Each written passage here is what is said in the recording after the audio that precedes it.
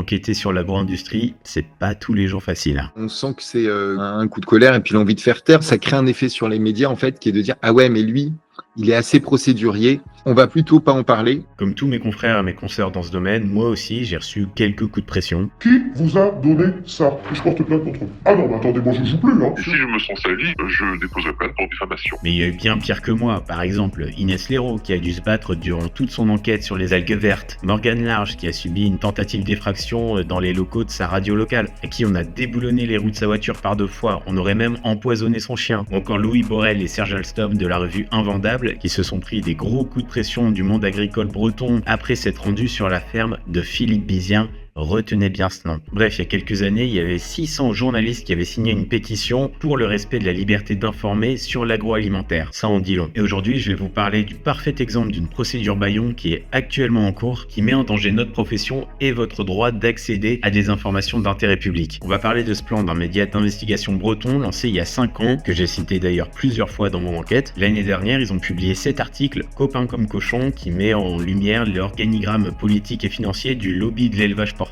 et révéler ses liens d'influence, c'est réellement d'utilité publique. On retrouve de manière assez classique en Bretagne le schéma d'un maire qui va être éleveur de porcs, salarié dans une coopérative porcine. En tant que maire, on peut mettre des freins à certains endroits sur les contrôles de qualité de l'eau, etc., ou les sanctions prises contre les pollueurs. Dans des périodes de sécheresse, comme il y a eu en 2022, si les nappes phréatiques sont presque à sec, voilà, cette industrie consomme aussi énormément d'eau. Donc, est-ce que des élus qui sont très impliqués dans cette filière sont en mesure de saisir ces enjeux-là? C'est pas certain. Le conseiller départemental, il a la main sur le choix des commissaires enquêteurs qui vont faire les enquêtes publiques ensuite. Il y a un intérêt particulier qui est privilégié à l'intérêt général. Et parmi les personnes citées, on retrouve donc cet homme, Philippe Bizien. Qui est Philippe Bizien? C'est pas un simple éleveur de porc d'une ferme familiale. C'est aussi quelqu'un qui est président d'une coopérative porcine, Evelop, la numéro 2 en France, à la tête d'Evalor, qui fabrique des unités de méthanisation. À l'époque, il était président du comité régional porcin. Il a pris la tête d'Inapor, un regroupement d'acteurs de la filière porcine. Et donc, ça méritait aussi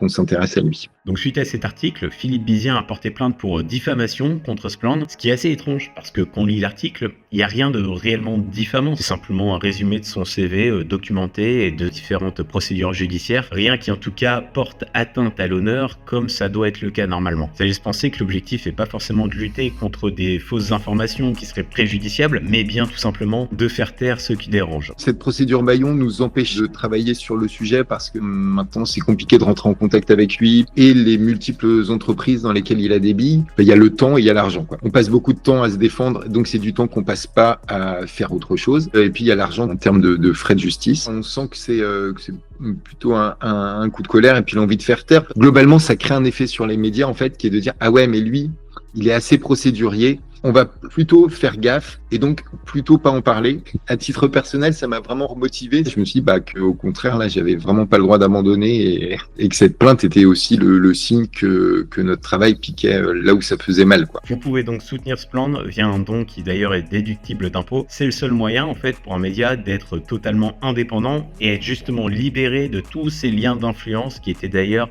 l'objet principal de l'article attaqué. Et je vous invite plus largement à soutenir tous les journalistes indépendants qui enquêtent sur cette industrie.